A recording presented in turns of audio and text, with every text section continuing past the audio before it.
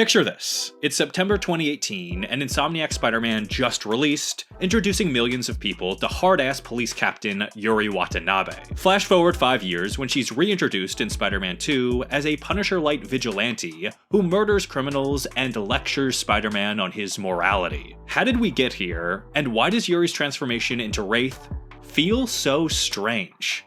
Cards on the table, I really don't like the character arc that drove Yuri to become Wraith, and I like even less how Wraith is utilized in Spider-Man 2.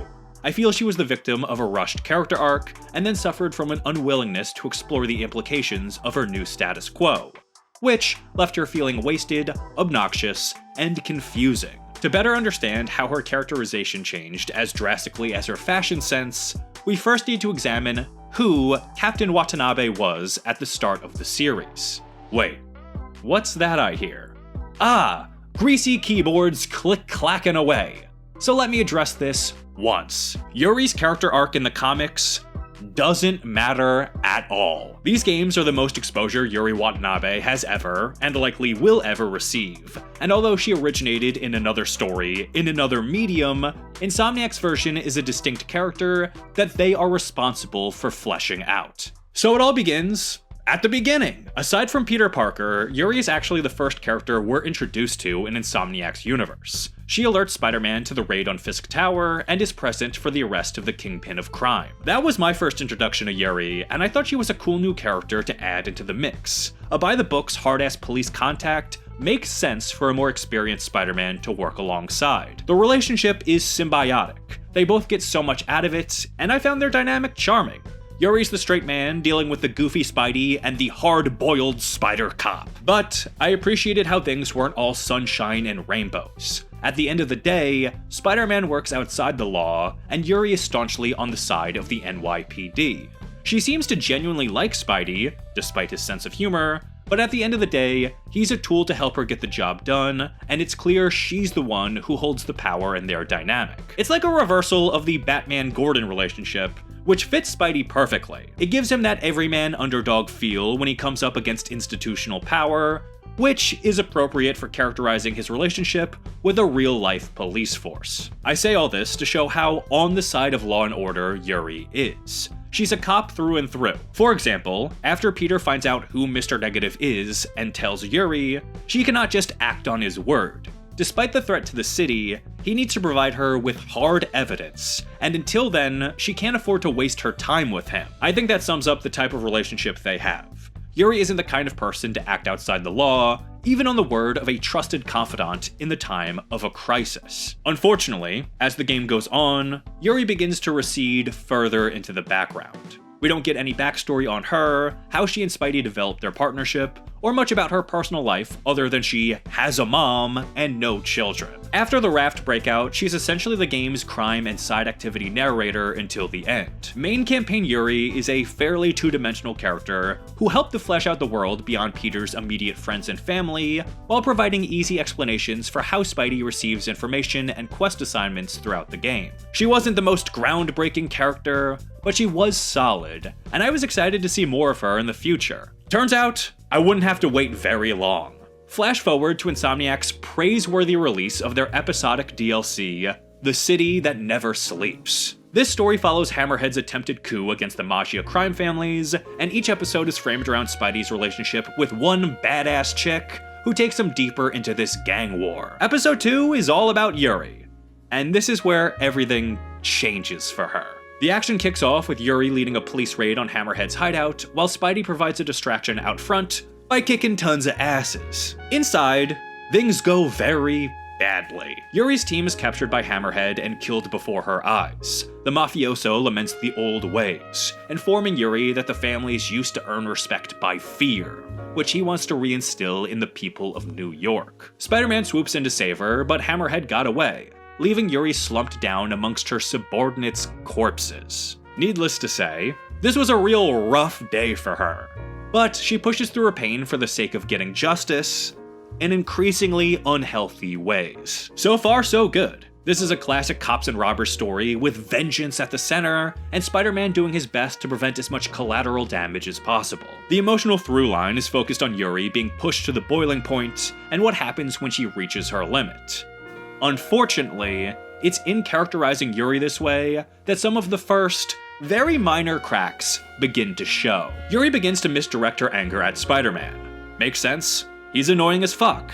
But misplaced blame leads her to cut Spidey out of her strategizing, and the problem with that becomes obvious straight away. Yuri has a plan to move weapons Hammerhead wants via convoys and map the routes to thin Hammerhead's forces. Only once that plan is ready to go does she loop Spider-Man in.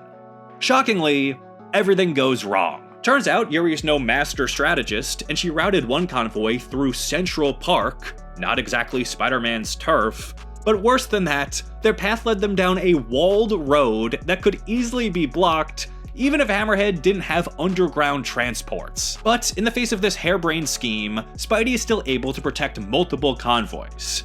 However, Hammerhead used Yuri's own plan against her, taking the opportunity to assault the police precinct to steal what he really wanted. In the aftermath, this is where Yuri tips over the edge, both in-game and meta-textually. She picks up a gun and marches off, repeating Hammerhead's sentiment about teaching a lesson in fear.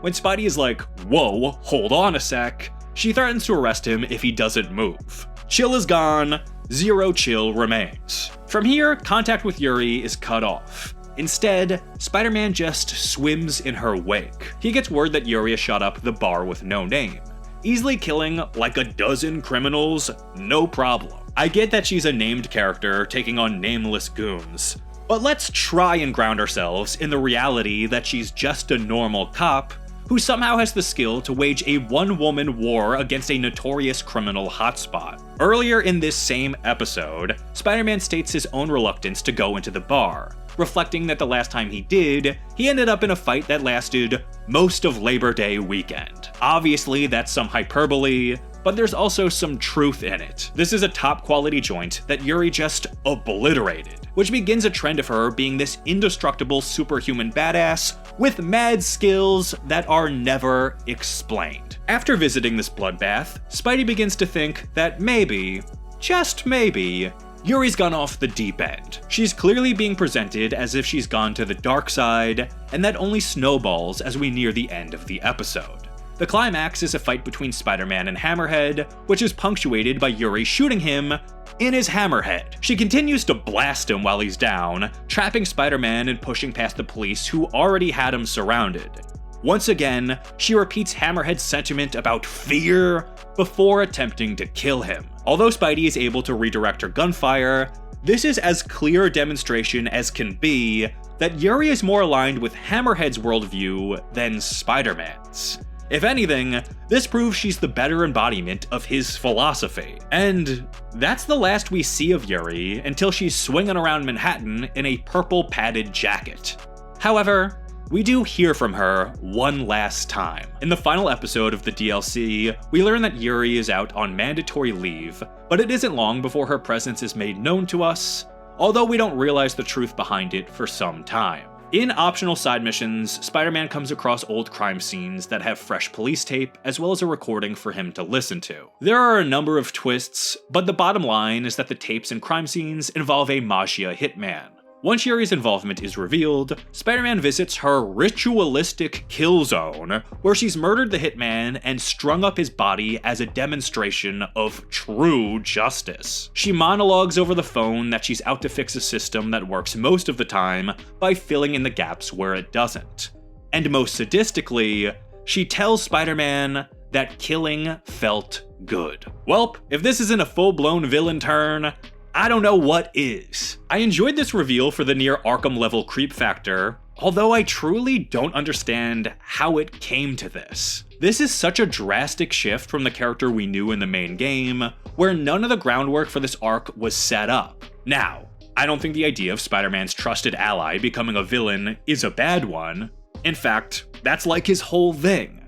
But what throws me is Yuri's immediate turn into a Punisher wannabe, and more importantly, her admission that she takes joy from killing. Yes, she had a real bad day, and I can understand her taking her anger out on Hammerhead, especially because she didn't end up killing him despite her intentions. But it's the remorseless slaughter of nameless goons that pushes her beyond sympathy, and I don't think it tracks with the character that had been established. All the details of her downfall are crammed within one episode of a 3-part DLC, so maybe like 2 hours maximum, with some optional exposition in the finale. Maybe if her descent was spread out across the entirety of the city that never sleeps, or if there was any hint in the main game about Yuri's underlying violent tendencies, or even dissatisfaction with the justice system, this would have been an easier pill to swallow. Instead, it feels like an afterthought, a rush job to adapt the one Yuri story from the comics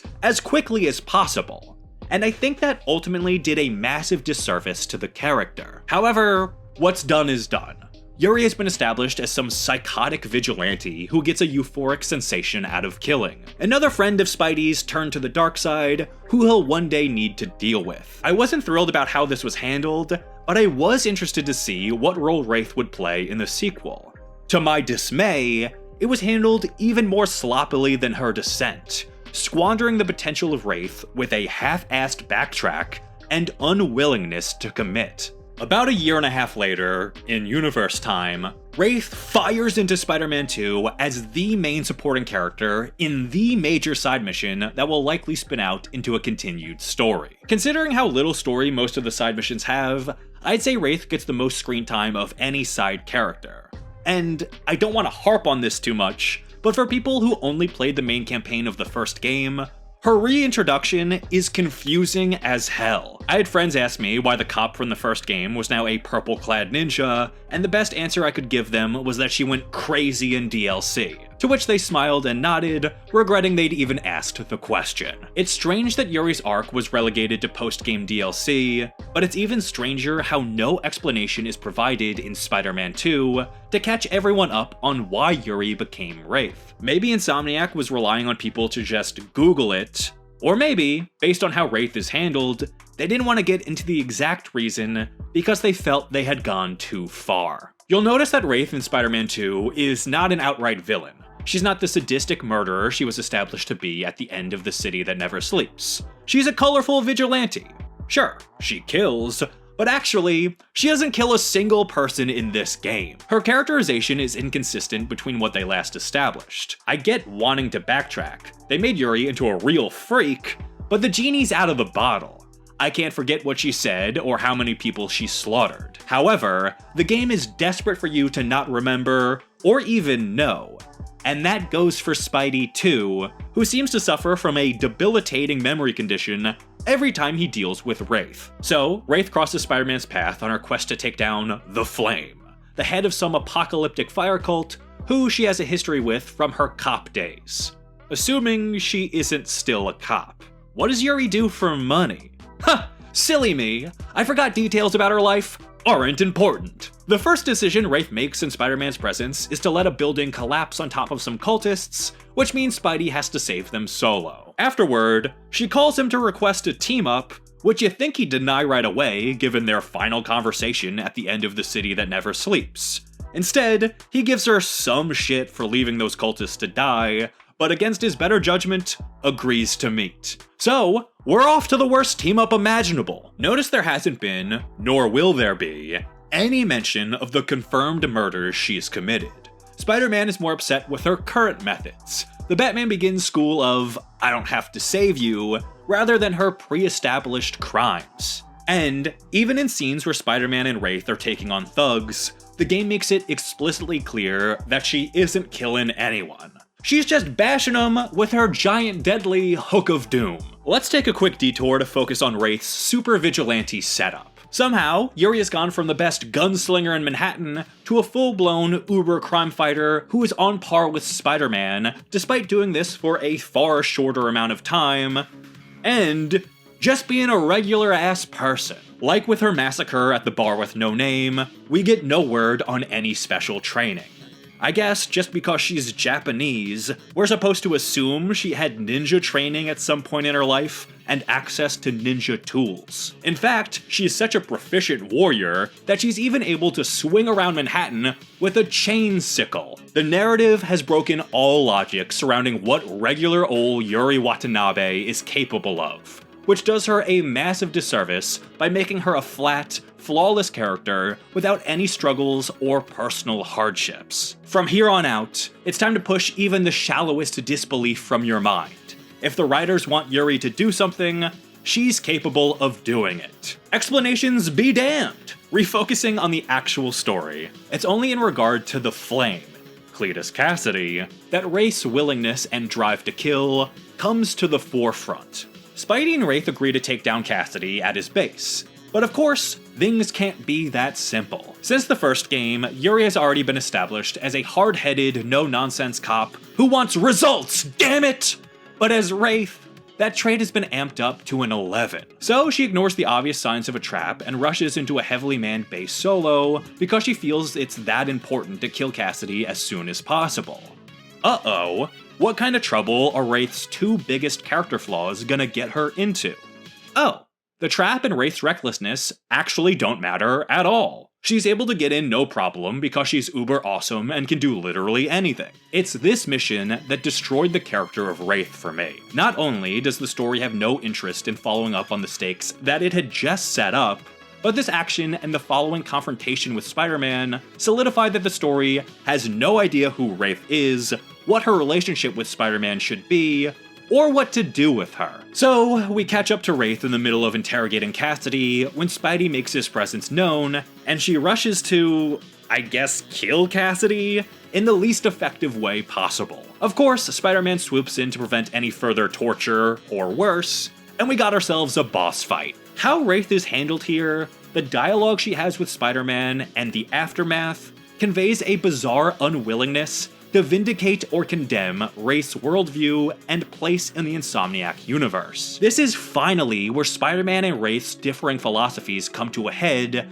but neither character is affected by this confrontation. Instead, Spidey tries to get Wraith to see reason, while she bullies him in deeply personal ways, attacking his character, morals, and entire superhero career. After Cassidy escapes, due in large part to her unwillingness to chill out, Wraith attacks Spider-Man again, lectures him about getting his priorities straight, and zips away. This whole boss battle was just some strange sounding board for bad faith criticisms of Spider-Man, coming from a character that should respect his past heroics. This mission morphed Wraith into such a self-righteous and obnoxious character, and I don't understand what the point was. The two don't come to a deeper understanding of each other's worldviews. This isn't Wraith's full-blown turn into a villain, nor is it where she or Spider-Man learn any kind of lesson. It's just a fight for the sake of a fight, but in padding out the conflict, the game accidentally makes Wraith into an unlikable character, while insisting that we continue to like her. This unwillingness to move Wraith in one direction or another, antagonist or ally, is baffling and makes this fight feel superfluous. You could remove this entire mission and nothing would be lost in Spider-Man's relationship with Wraith in the final mission.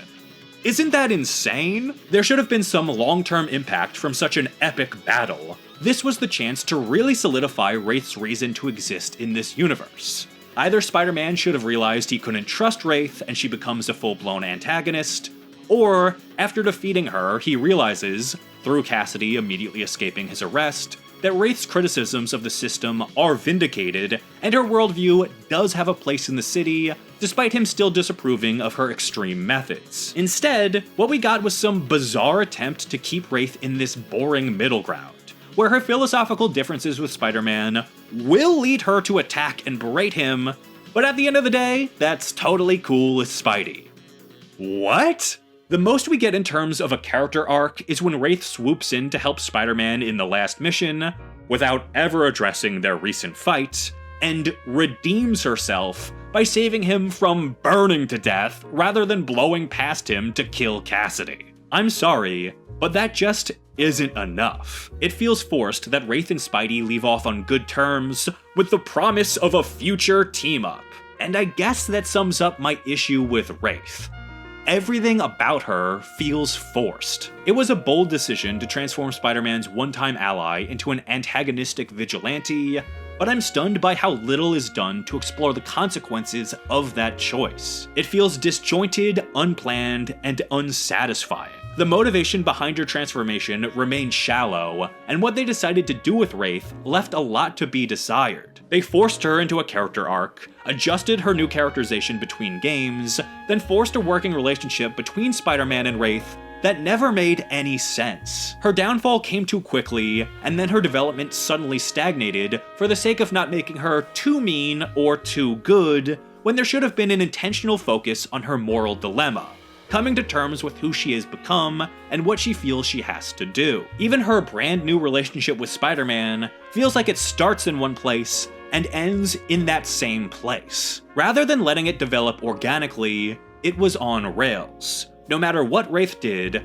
their relationship was destined to snap back into place, because that's where the story needed to end. It feels like the writers couldn't decide what direction to take her character, so she comes off as flat, two-dimensional, and kind of stupid. She was once a character with a decent amount of potential, but ultimately, the story of Wraith culminates into nothing, and that's why the Yuri Wraith change feels off.